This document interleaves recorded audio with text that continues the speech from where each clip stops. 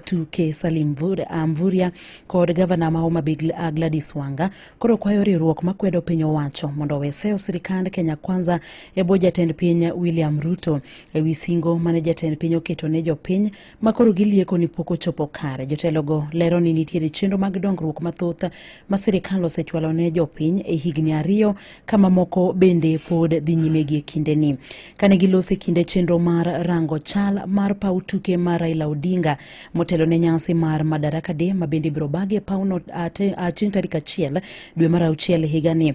Johera mag Ruto wacho ni okang' mar tieko gedo mar paw tukeno en ranyisi ni piny owacho ikore mar chopo kare singo duto mane oketo ne jo Kenya.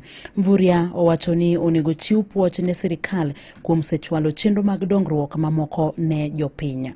No, there are many naysayers who thought that this work was not going to be completed, but now it is evident. This work that we are doing as national government is only possible when the county leadership is also formidable. When His Excellency the President and Right Honorable Prime Minister are working together in a broad-based government arrangement, it is our duty as all Kenyans to support them. His Excellency the President directed that we upgrade this stadium into an international facility. Apart from the celebration, this sports facility continue to be elevated. We are here, all of us, to announce to all Kenyans that the promise that the President had promised in December is now getting fulfilled. And we are satisfied, all of us, that good work has happened and Homa Bay County is ready to host the Madaraka celebrations. Next week we'll be back here to hand over